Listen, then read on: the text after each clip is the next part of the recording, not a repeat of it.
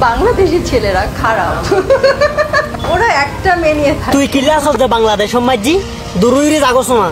বাংলাদেশের মানুষ বালানোলার বাংলাদেশ বালানোলার তুই দূরই যাগো বিদেশ সমাজি তোর হন থাকতে হই না নাকি জোর গড়ি তোর থাকতে হই যায় তোর তো বাংলাদেশ সমাজি তাহাম পড়িব আর তুই বাংলাদেশে তুই জালি গই তোর বাংলাদেশে বহুত বড় ক্ষতি হয়ে যাবে বাবা আছে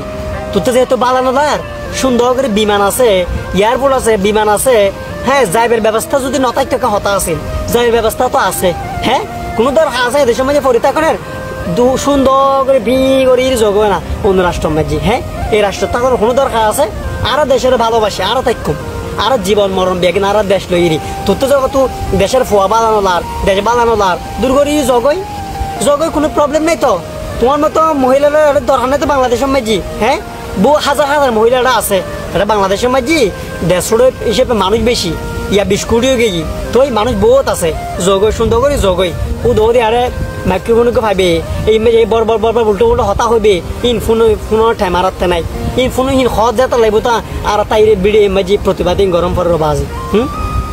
আর বাংলাদেশের বিরোধী দেশের বিরোধী কিছু হলে আর তা খারাপ লাগে কারণ এই দেশ আর এই দেশের মাঝে আর জন্ম দেশের আর ভালোবাসি তোমার তো যদি ভালো না লাগে নফুসাই তুই সুন্দর হয়ে যাইতে পারবে কোনো প্রবলেম নাই হ্যাঁ ব্যাগে রেডি না টিয়া ফুসে নাইছি না কেন গালে হইতে লাগবো যে সেই এন ফোন না ঘর দৈন্দি বেড়া নাই বাস্তবতা বুঝে বাস্তবতা বুঝন্ত হাক তাহলে বাজি যদি ভালো না লাগে দেশ ত্যাগ করো যদি ভালো লাগে তোর দেশের বিরুদ্ধে কিছু নহইও দেশের মানুষের বিরুদ্ধে কিছু নহইও যদি হোক আর তা খারাপ লাগে বেশিরভাগ কন্টেন্ট ক্রিয়েটররা এখন কি করে প্রতিবাদ করে কারণ প্রতিবাদ আর ক্যামেরার মাধ্যমে গরম পড়ে তাহলে বাস্তবতা বুঝে বাস্তবতা বুঝন্ত হাক দেশ যদি ভালো না লাগে তোর গু জগই অন্য দেশের মাঝি আর যদি দেশ ভালো লাগে এসব কথা নহইবে এক ভালো থাকিবে ধন্যবাদ।